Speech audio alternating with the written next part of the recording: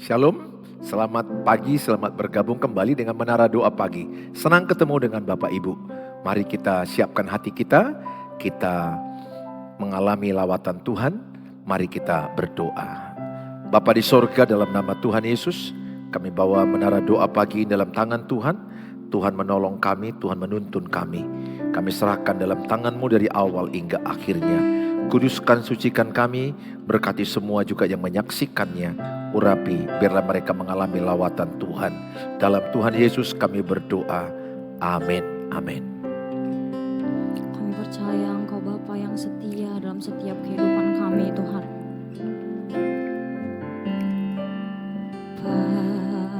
Bapa, Kau setia. Bapa, Kau mulia. Tenanglah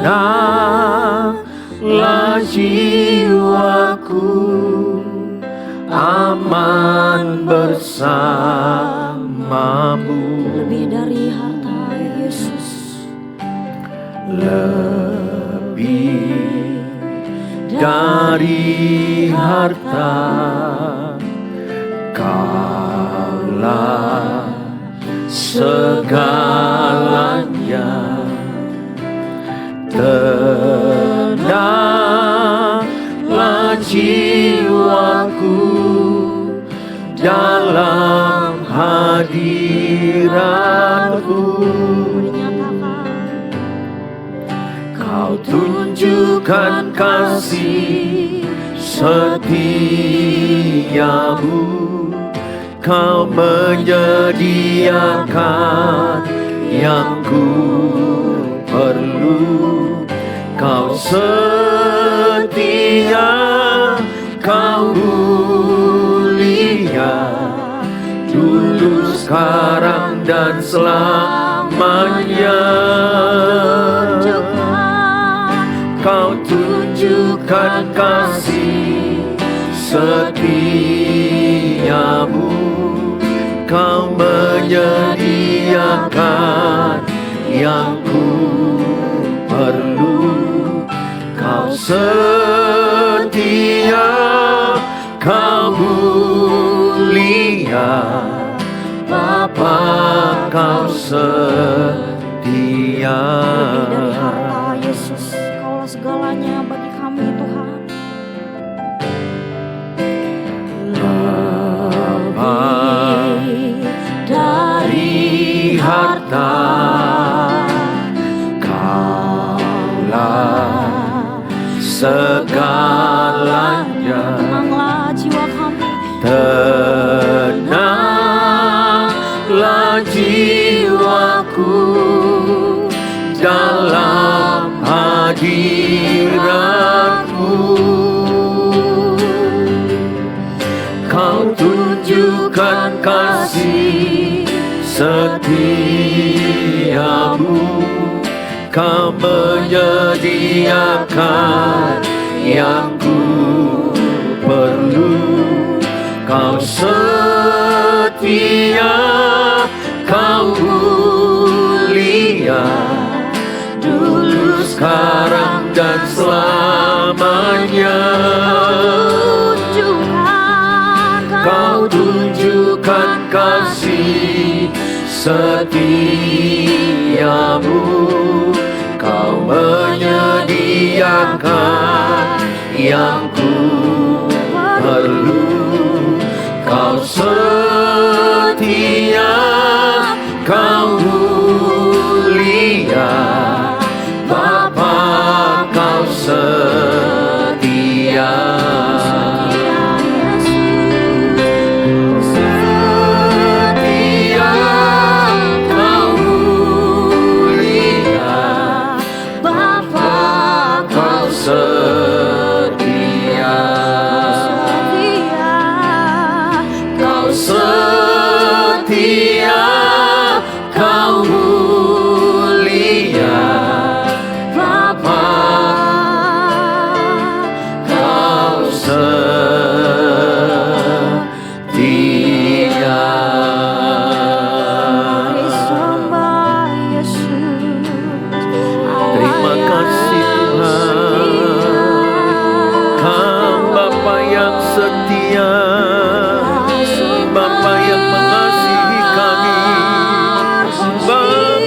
merencanakan yang terbaik bagi kami. Terima kasih buat rencanamu. Terima kasih buat rancanganmu. Terima kasih buat damai sejahtera yang Engkau berikan. Terima kasih Tuhan. Kami bersyukur. Kami bersyukur. Terima kasih. Rancanganmu penuh damai sejahtera. Rancanganmu penuh harapan. Rancanganmu yang terbaik bagi kami Tuhan. Meskipun banyak masalah, meskipun ada tantangan, ada penderitaan, karena Engkau punya rencana. Engkau punya rencana. Terima kasih Tuhan, kami bersyukur. Terima kasih Yesus. Kuatkan yang lemah, sembuhkan yang sakit, pulihkan yang terluka. Kami percaya rencanamu, rancanganmu indah. Terima kasih Tuhan. Terima kasih. Terima kasih. Segala pujian. Terima kasih Tuhan.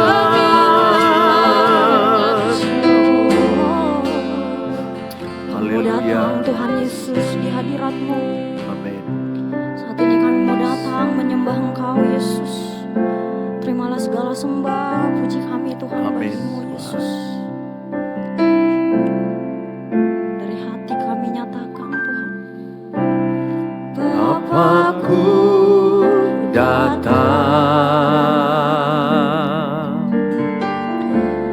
menyembahmu di sini.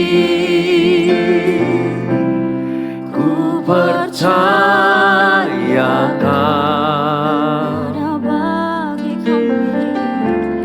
ada bagiku. tak usah kami takut ya Tuhan Yesus. Tak usah ku takut, sebab Kau sertaku.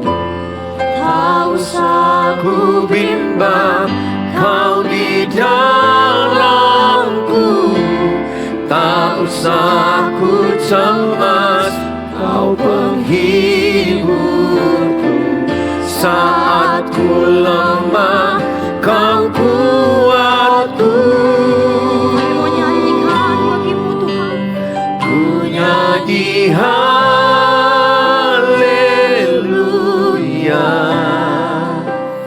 Ku nyanyi haleluya.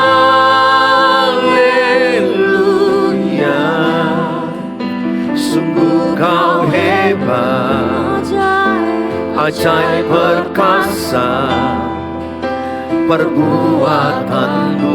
Kami nyanyikan Engkau. Ku nyanyi haleluya. Ku nyanyi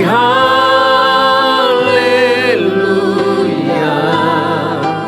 Sungguh Kau hebat, ajaib perkasa perbuatanmu. Di hidupku Kami tak usah takut Yesus, sebab Kau berserta kami Tuhan. Terima kasih Tuhan Yesus. tak usah ku takut, sebab Kau sertaku. Tak usah ku bimbang, Kau di dalamku. Tak usah ku cemas, Kau penghiburku.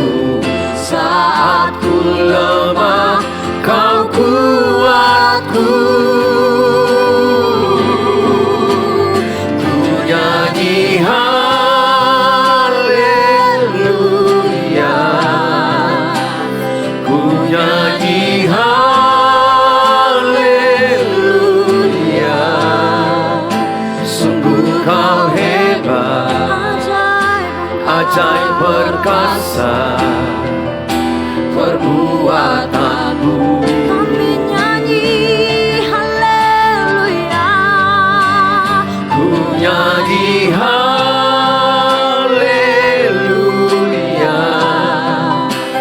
Ku nyanyi haleluya. Sungguh kau hebat, ajaib perkasa perbuatanmu. Hidup kami Tuhan Yesus. Di hidupku. Terima kasih Bapa di sorga, kami siapkan hati kami diberkati dengan firman Allah. Dalam Tuhan Yesus kami dengarkan firman-Mu. Amin. Shalom Bapak Ibu yang saya kasihi. Hari ini kita diberkati dengan firman Allah. Tema rancangan Allah penuh harapan. Rancangan Allah penuh harapan. Saudara, Tuhan tidak pernah merencanakan kecelakaan bagi kita. Tuhan tidak pernah merencanakan kesakitan bagi kita. Tuhan tidak pernah merancangkan kemiskinan bagi kita. Tuhan tidak pernah merancangkan kebodohan bagi kita. Tuhan tidak pernah merancangkan ketakutan bagi kita. Saudara harus mengerti apa rancangan Allah dalam hidup kita. Saudara tidak terbawa oleh situasi hidupmu yang sulit saat ini. Beberapa orang berkata, apakah Tuhan merancangkan aku menderita? Apakah Tuhan merancangkan pernikahanku bercerai? Apakah Tuhan merancangkan aku kesakitan, aku kemiskinan? Tidak, itu semua bukan rancangan Tuhan. Kita akan membaca firman Allah dari Yeremia 29 ayat yang ke-11. Rancangan Allah bagi saudara dan bagi saya. Yeremia 29 ayat 11. Sebab aku ini mengetahui rancangan-rancangan apa yang ada padaku mengenai kamu. Demikianlah firman Tuhan. Yaitu rancangan damai sejahtera. Dan bukan rancangan kecelakaan. Untuk memberikan kepadamu hari depan yang penuh harapan. Bagaimanapun kondisimu saat ini. Mungkin engkau Bapak Ibu berkata, aku dalam keadaan kesukaran, lagi punya masalah pernikahan, kemiskinan, usahaku hancur, aku di PHK, anak-anakku jahat, hidupku sakit-sakitan. Saya mau katakan kepadamu, jangan percayai situasimu itu akan seterusnya seperti itu. Itu sesaat, itu hanya sementara. Rancangan Tuhan yang jelas bagi Bapak Ibu. Rancangan yang penuh harapan. Hari depan yang penuh harapan. Hari depan yang penuh dengan damai sejahtera.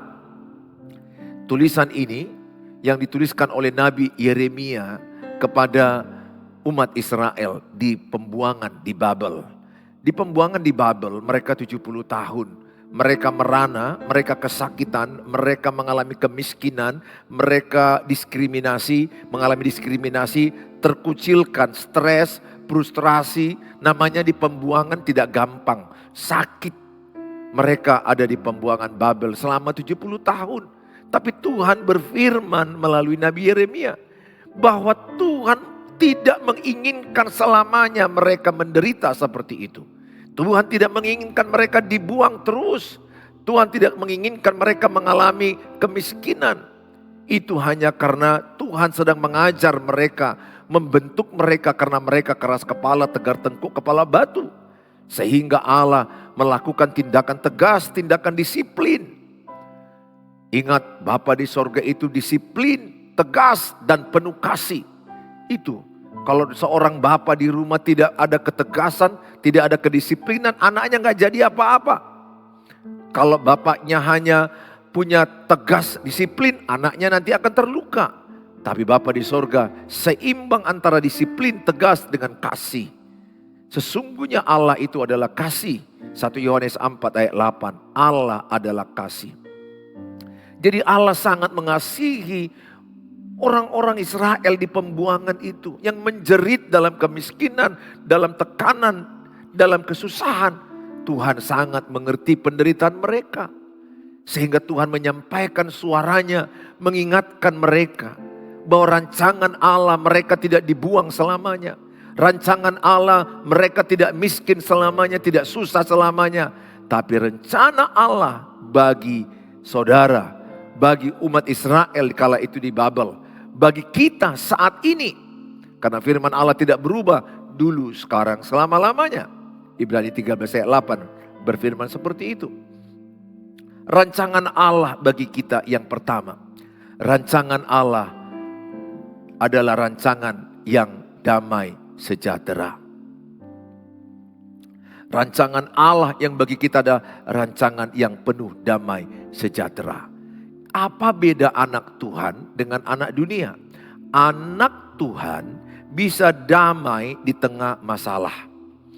Dia punya persoalan, situasi gonjang-ganjing, masalah silih berganti.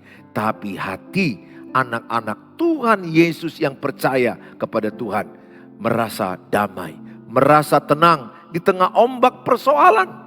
Karena ombak persoalan kita gak bisa atur. Masalah hidup kita gak bisa atur. Selama hidup akan ada persoalan. Tapi damai dari Tuhan permanen di hati kita. Orang-orang dunia ketika semua tenang maka dia merasa damai. Ketika ada persoalan, ada permasalahan, damainya hilang. Dia lagi tidak tenang. Syukur kita kepada Tuhan Yesus. Yesus adalah Raja Damai. Dia adalah Raja Damai. Dalam kitab Yesaya katakan telah lahir bagimu seorang Raja Damai. Yesus adalah Raja Damai. Dan di hati kita ada Yesus, Raja Damai. Maka kita anak Tuhan Yesus akan damai di tengah persoalan. Karena dalam dunia ini tidak pernah kita tidak punya persoalan. Kita akan selalu ada persoalan. Selesai yang satu datang. Selesai yang satu datang. Tapi rancangan Tuhan bagi kita di tengah persoalan ada damai sejahtera. Ada ketenangan sehingga kita bisa kerja fokus. Sehingga kita bisa menyelesaikan masalahnya dengan hikmat Allah. Kita tahu prioritas mana yang harus kita selesaikan lebih dahulu. Saudara, Roma 8 ayat 28 berkata, kita tahu sekarang bahwa Allah turut bekerja dalam segala sesuatu untuk mendatangkan kebaikan bagi mereka yang mengasihi Dia, yaitu bagi mereka yang terpanggil sesuai dengan rencana Allah. Jadi Roma 8 ayat 28 yang dimaksudkan di sini rencana Allah adalah supaya lewat segala persoalan, penderitaan, kesusahan kita semakin serupa, segambar dengan Allah. Lewat penderitaan kita makin rendah hati. Lewat persoalan kita makin lemah lembut. Kita makin sabar. Kita makin menguasai diri. Jadi kita semakin serupa, segambar dengan Tuhan. Oleh karena itu Bapak Ibu yang saya kasihi, Roma 8 ayat 28 hafallah ini.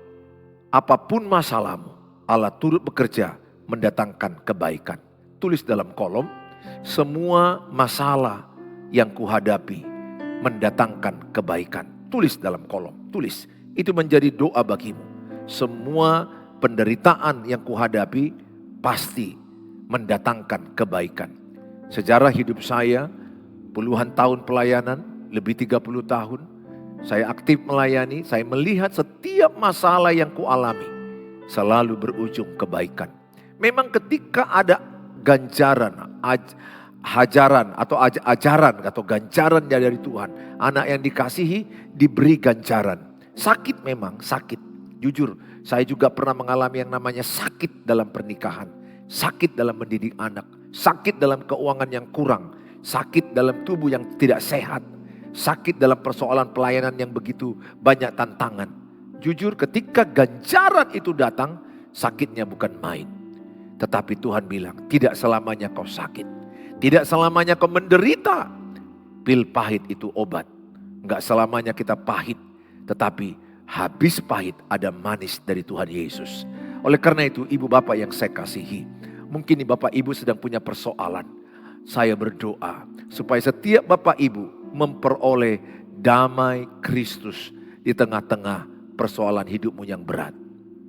Ada orang pergi ke Bali, pergi ke liburan, tapi enggak damai hati mereka. Ada orang pergi ke gunung, tapi di gunung mereka tidak damai. Ada orang pergi ke bawah laut, tapi di laut itu mereka tidak damai. Tahukah saudara di mana damai kita dapatkan? Di Tuhan Yesus. Jadi saya punya prinsip, damai yang terindah adalah dalam Tuhan Yesus. Tulis dalam kolom, damai yang paling indah dalam Tuhan Yesus. Jadi kalau saya baru pulang dari liburan ke arah Sibolga, saya 4 hari di sana, saya liburan, saya melihat pemandangan pulau, laut, pantai yang indah. Tapi saya diingatkan Tuhan, bukan pantainya itu membuat saya damai, tapi Tuhan Yesus dalam hati saya, itu membuat saya damai. Sehingga saya melihat pantai itu indah, pemandangannya jadi indah. Ada orang pergi ke pantai itu belum tentu indah dia lihat. Yang dia lihat itu menjadi kejelekan karena hatinya tidak tenang, tidak damai. Saudara yang saya kasihi, Bapak Ibu yang punya persoalan, apapun masalahmu, percayalah ada damai Tuhan menyertaimu.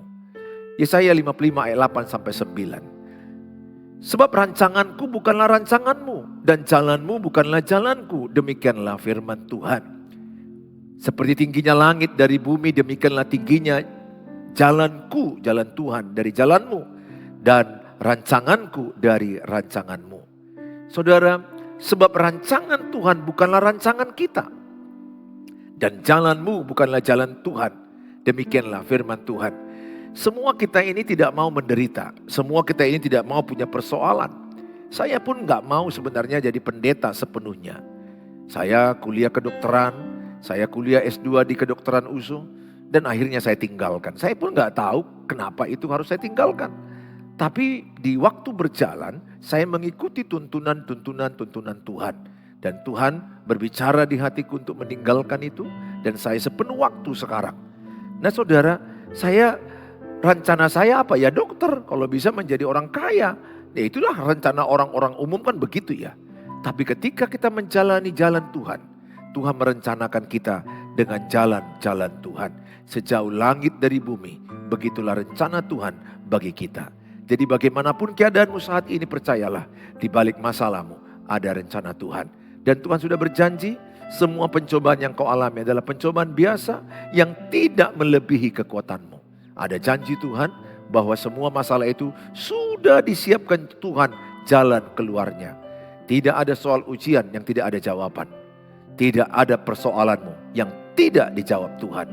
Pengkhotbah 3:11, semua indah pada waktunya. Pesanku bagi Bapak Ibu, tetaplah berkata, semua indah pada waktunya. Saudara yang saya kasihi, kalau saudara saat ini lagi menderita, mungkin masalah pernikahanmu hancur-hancuran, mungkin berkata, apakah begini kau alami terus? No, saya pernah putus asa di pernikahan. Saya pernah berpikir mau cerai. Saya pernah berpikir rasanya pernikahan itu sesuatu yang sangat buruk dan sangat sulit. But now I am different. Sekarang saya berubah. Kenapa? Karena lewat penderitaan itu saya mendekatkan diri kepada Tuhan. Lewat rasa gagal, frustrasi, saya datang kepada Tuhan. Matius 11 ayat 28 katakan, marilah kepadaku yang letih, yang lesu berbeban berat, aku akan berikan kelegaan padamu.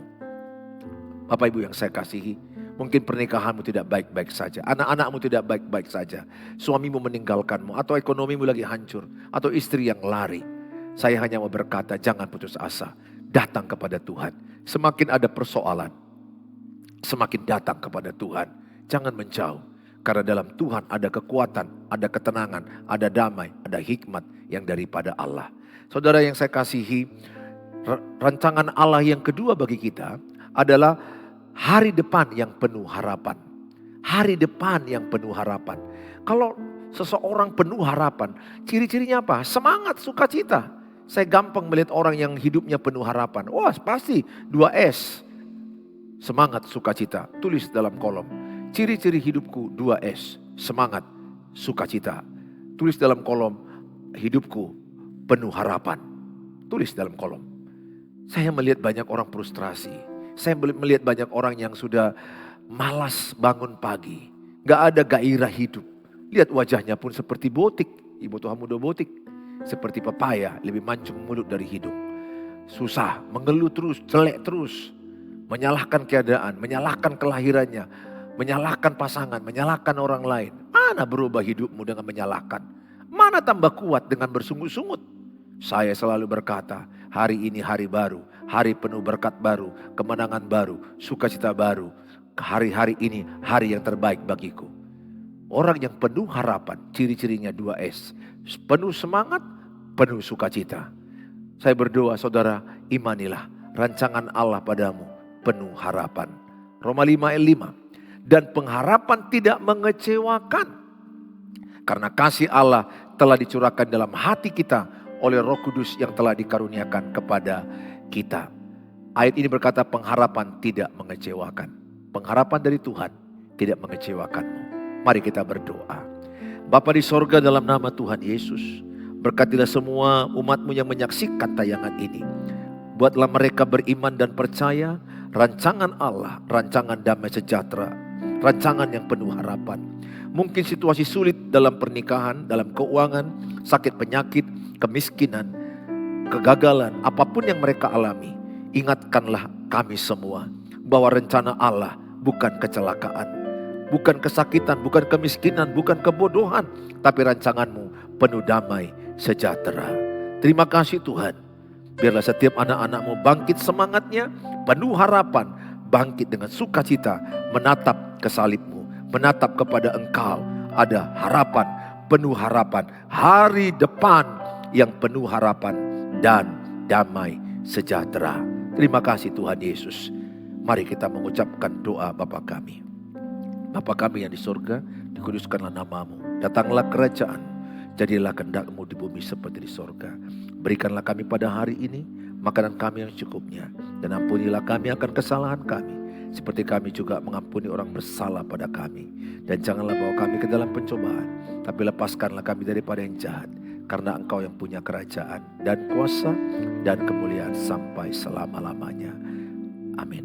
Bawalah berkat damai sejahtera dan cinta kasih sempurna Tuhan Yesus Kristus dan persekutuan dari Allah Roh Kudus. Dalam nama Tuhan Yesus Kristus, yang percaya katakan amin. Amin. Sampai ketemu di waktu yang akan datang. Saudara, kalau saudara terberkati, saudara bisa menghubungi saya atau konseling atau minta saat teduh di WA 0811 63 7347. Saudara merasa ingin mau menabur kebaikan, mendukung pelayanan, saudara boleh tabur di rekening di bawah ini. Tuhan Yesus memberkati, sampai jumpa di waktu yang akan datang. Shalom.